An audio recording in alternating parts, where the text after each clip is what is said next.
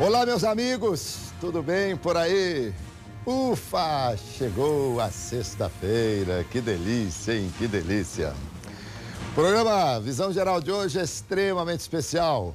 Hoje nós vamos falar de aviação. Eu vou entrevistar um comandante internacional. Claro que não sou eu o comandante, embora eu esteja aqui, né, com o paletó de comandante. Mas eu vou entrevistar aqui meu querido amigo Luiz Henrique Basílio, comandante Basílio, com mais de 20 mil horas de voo. Mas é um papo gostoso hoje, com toda certeza. Querido Basílio, obrigado. Prazer demais recebê-lo aqui nesse programa, pra gente falar de coisas que eu gosto, coisas que você gosta e que eu tenho certeza que todo mundo gosta. E você viu como é que eu tô aqui, Basílio? Pois é, essa foi uma grande surpresa que eu tive hoje aqui, né, Alberto?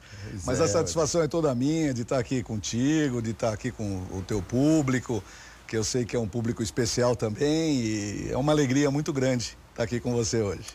Comandante, gente, é o seguinte, há certas coisas na vida que quando você ouve falar, você para e presta atenção. E a aviação é uma delas. A aviação é extremamente glamurosa. E eu estou aqui com o paletó de comandante, com a camisa do comandante, depois até mostro para vocês direitinho como é que ela é, sem as berimbelas, né? Mas a gravatinha preta e tal. Tô pronto para pegar uma aeronave, não tô pronto não? Tá pronto, cara. Só trazer um 67 aqui que você sai voando. 67 foi você voou muito 67 internacional, né? Voei sim, Alberto. É um dos aviões, assim, mais especiais que eu voei na minha vida. É um avião grande, um avião com um alcance muito interessante. Uhum. E fizemos ali bons voos, foi muito gostoso, foi muito bom. Então, a produção do programa falou assim, você não preparou nenhuma pergunta para o Basílio, mas só faltava eu ter que preparar pergunta para falar de aviação, que é um negócio assim que a gente ama, é apaixonado. Luiz Henrique Basílio, 57 anos, 20 mil horas de voo. Você tem quase 19 mil mais que eu, porque eu devo ter 1.000 horas de voo, mais ou menos aí. Foi instrutor de simulador de voo no Aeroclube de São Paulo, ingressou na VASP, Aviação Aérea São Paulo, 1986 como copiloto, foi comandante a partir de 91, permaneceu até 2001, exerceu a função de chefia de pilotos em 97, também foi instrutor, examinador de simuladores de voo, voou Boeing 737-200, é o Breguinha? É o Breguinha. É o Breguinha 737. Na época nós dizíamos que era o clássico, né? Hoje é o Breguinha, né? Porque na época a gente não gostava que falava que nós éramos comandantes de brega, então era a aeronave clássica da empresa, né? Muito bem. Depois voou também o 37-300, já é uma aeronave um pouco diferente e tal. Aí o 400 Airbus 300B2K, isso? Isso. Voou na Indonésia também, na Ásia, né? Empresa comercial. Como é que é o nome da empresa? Sempati Air. Sempati Air. Sempati Air. Voou também o Airbus 300B2. Quanta coisa, hein? A diferença Varig, desses dois Airbus, por que um é B2K e o outro é B2? Porque algumas aeronaves, principalmente mais antigas, né? É terrível falar isso, mais antigo, mas é verdade. Tinham um tripulante a mais na cabine, que era o famoso Flight Engineer, que era o nosso engenheiro de bordo. E o B2K, ele tinha na VASP esse engenheiro de bordo. Perfeito. Né? Mas era uma aeronave que poderia voar sem, só com 2 pilotos. Só com 2. Né? Mas a VASP, como já tinha, na época do 727 e tudo, ainda conservou. E o B2, que foi o que eu voei na Indonésia, esse não tinha como. Ele tinha mesmo que ter um Flight Engineer, porque tínhamos o painel dos pilotos e atrás a famosa prateleira do Flight. Que é onde ele cuidava de todos os sistemas e tudo mais. Então essa é a diferença do B2 para o B2K. Bom, esteve na Varig, da Varig foi para Gol, voou o 767-300, também na TAM, né? 2008, voou Boeing 767-300, Airbus 319, 320, 321. Muito bem. Experiência, assim, que não acaba mais. Se você quiser fazer alguma pergunta aqui para o nosso querido comandante Basílio, você pode mandar pelo WhatsApp 999183131. Se você tiver alguma curiosidade aí da aviação, a gente vai dirimir aqui com o Basílio. Querido Basílio, voar é seguro? Muito. Muito seguro? Muito seguro. Muito melhor do que andar de carro. Mais tranquilo? Muito melhor. Você sabe que... Você tem noção por exemplo, neste momento, quantos aviões estão voando no mundo? Impossível dizer. Impossível dizer. Impossível dizer. Existe hoje um site chamado Flight Radar 24. Tá. E ali você tem como se fosse um mapa mundi da aviação, e aonde você consegue visualizar as aeronaves voando pelo mundo. E é impressionante, porque quando você abre aquilo... Na Europa ali, está coalhado de aviãozinho amarelinho ali. Mas ali eu já entrei nesse site. Mas esse site, ele pega os aviões que têm um equipamento que permite ser identificado por um determinado site ou qualquer avião, não? Qualquer avião. Esse pega todos os aviões. Todos os aviões. E tem busca. Então, pela busca, por exemplo, alguém que tem um filho que está indo viajar para os Estados Unidos.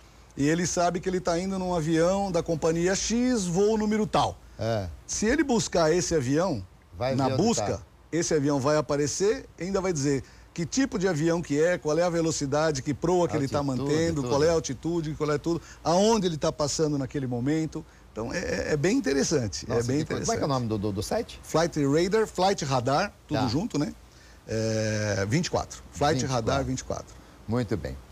Basílio, você foi instrutor também de aeroclube, né? Trabalhou em aeroclube. Foi. Isso aí é importante para que você, quando chega na aviação maior e tal, é importante essa experiência em aviões menores? Eu acredito que sim, Alberto. Eu aprendi bastante na época, né? Porque eu tive A minha instrução foi no Aeroclube de São Paulo. Né? Foi no Aeroclube de São Paulo.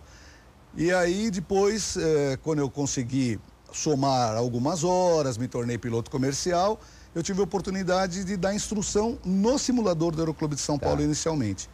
E foi uma experiência agradabilíssima, porque você ensinando, você aprende muito. E não sou eu que estou dizendo, todos os professores falam isso, professores de línguas falam isso, porque você vai praticando e o aluno faz uma pergunta, você tem que buscar a resposta, então você aprende muito dando instrução. Aliás, Shakespeare falava, feliz é aquele que aprende o que ensina. Exatamente. Seria realmente... E outra coisa muito importante é nunca parar de aprender. Sim, a aviação, sobretudo, ela vai Eu mudando, tenho essa experiência, como você falou, eu tenho 20 mil horas de voo, alguma coisa mais do que isso, voei vários tipos de aviões, mas eu estou aprendendo até hoje. É isso, você está voando, você está nativo, você está aprendendo até hoje, exatamente. A executiva é melhor? Ou depende do que você tem, assim, de expectativa depois de um certo tempo de aviação? Eu acho assim, a executiva, ela é muito interessante, ela é muito boa. Tanto quanto a comercial. Agora, as diferenças básicas é que numa empresa aérea, o foco é o avião. Eles precisam daquele avião, eles precisam fazer de tudo para que aquele avião saia no horário, direitinho e tal. Então, existe toda uma estrutura empresarial em volta do avião, porque aquele é o negócio deles, né?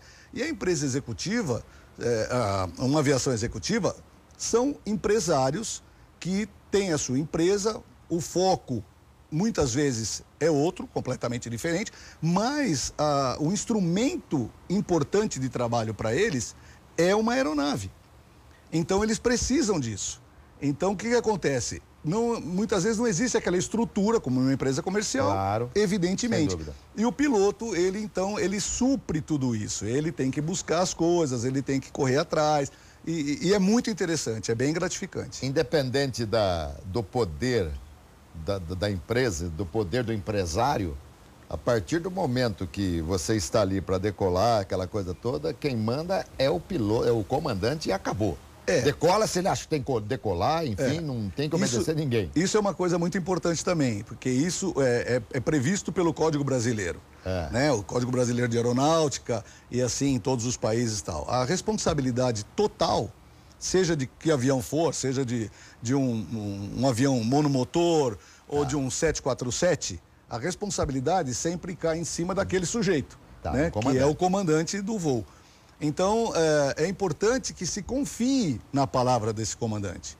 Né? Então, esses empresários, esses executivos, eles confiam plenamente nos seus pilotos, porque estão com eles ali no dia a dia, conhecem a efetividade, então isso é muito importante. Então, se eu digo, por exemplo, está um mau tempo, está um tempo muito ruim, ou existe um vento muito forte, alguma coisa assim, que eu sinto que pode haver comprometimento da segurança, então aí eu sou obrigado a falar para o patrão lá, dá licença, vamos seguinte, primeiro lugar ter que atrasar vida, um pouquinho, né? porque... É isso aí. Meus amigos, estou conversando aqui com o Luiz Henrique Basílio, comandante internacional, trabalhou em várias companhias aéreas. Tudo que ele é, para mim, não interessa nada. O que interessa é que ele é meu amigo, um cara que eu gosto muito, pai de Lucas Basílio, grande jornalista, um cara sensacional, trabalhou comigo também em Campinas, o Lucas Basílio, hoje está aí ganhando espaço no rádio, na televisão e vai seguir muito em frente, se Deus quiser, e Deus há de querer. O que é mais difícil, comandante? Decolar ou pousar? E ainda emendando, o que é mais perigoso? Decolar ou pousar? Em matéria de perigo, eu não vejo perigo nem na decolagem, nem no pouso, né? Na realidade, os dois são duas manobras que a gente executa e não tem problema nenhum. O que a gente brinca é que existe um ditado que diz, né, que para descer qualquer santo ajuda, né? Qualquer santo ajuda, isso. Na aviação é um pouquinho diferente. Para subir qualquer santo ajuda. Porque no momento que você dá a potência no seu avião, ele vai adquirir a velocidade vai gerar a sustentação, né, nas asas e o avião vai decolar. Ele vai sair do chão de alguma maneira. A gente dá aquela ajudinha, puxando o manche e tal, mas ele vai sair do chão.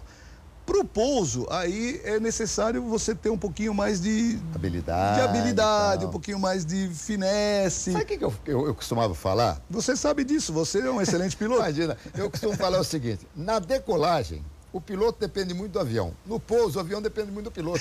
Boa. Assim, não estou falando que a gente vive aprendendo. Aliás, é o seguinte, toda vez que você vir um aviador, um comandante, um piloto, quando ele fala assim, ó, a gente empurra as manetes para frente com a mão direita, ele é comandante. Porque o comandante só empurra com a mão direita. E quando alguém fala assim, olha, a gente empurra as manetes com a mão esquerda, ele é copiloto. É verdade. Existe É o hábito, né? Alguns mitos na aviação. Por exemplo, fala-se que quando o piloto vai dar a manete para frente, o comandante, o copiloto coloca a mão em cima da mão do comandante. Isso é verdade e por quê? Antigamente, eu não peguei essa fase a que se dizer, hein? Mas antigamente tinha alguma coisa nesse sentido, né? O piloto que ia efetuar a etapa, que ia fazer aquele voo, né? Ele empurrava as manetes para frente e o outro piloto colocava a mão junto, que era para fazer aquele ajuste fino, digamos assim. Porque não existia o controle automático de potência, que é o chamado autothrottle. Né? Não existia. Então, havia isso. Então, o copiloto que fazia esse ajuste fino? O copiloto ou o flight, aquele que eu te falei, né? O engenheiro de bordo. Um ou outro.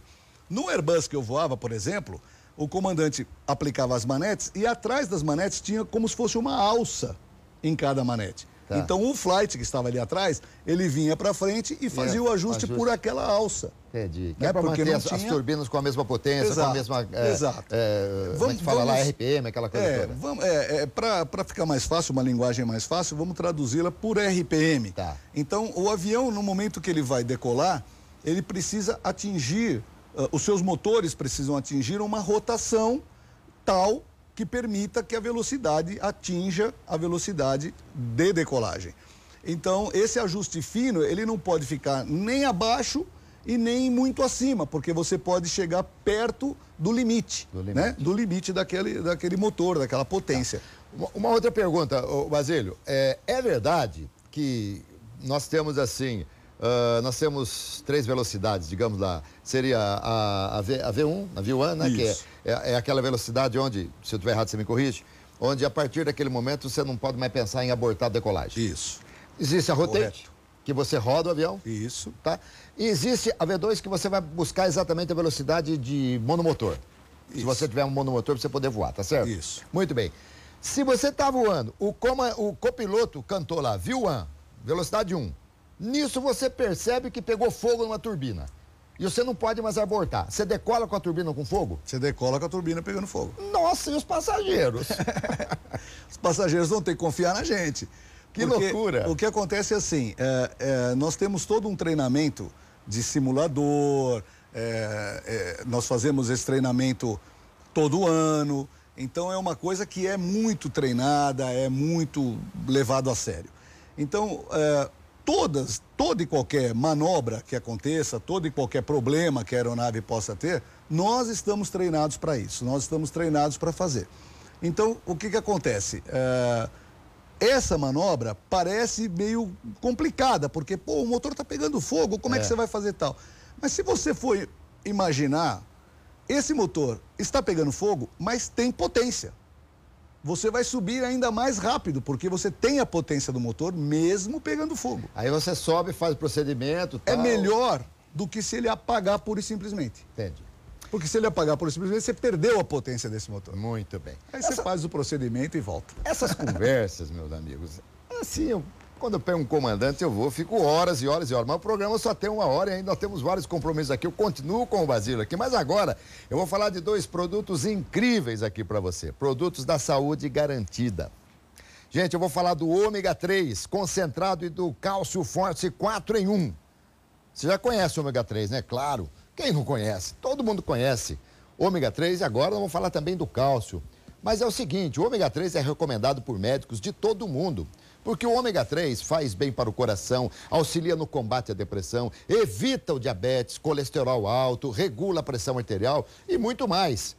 E você pode confiar no ômega 3 concentrado da saúde garantida porque ele tem alta concentração de EPA e DHA, além de ser um poderoso anti-inflamatório, um anti-inflamatório natural que vem melhorando a qualidade de vida de milhares de pessoas. Então não perca tempo, ligue agora mesmo para o 0800 941 0090 e adquira já o seu ômega 3 concentrado ou compre pelo site saudegarantida.com.br. E junto com ele, a Saúde Garantida trouxe para você o Cálcio Force 4 em 1. Ele é diferente, sabe por quê?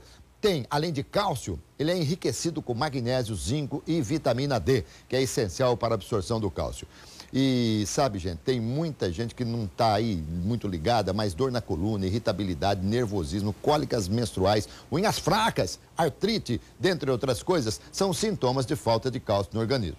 Vamos acabar com tudo isso. Compre agora mesmo o seu ômega 3 concentrado e o Cálcio Force, ligando para o 0800 941 0090 ou pelo site saudegarantida.com.br. Se você ligar agora, o frete é grátis para todo o Brasil. Qualquer lugar do Brasil recebe de graça aí o frete, ok? É um grande presente para você também.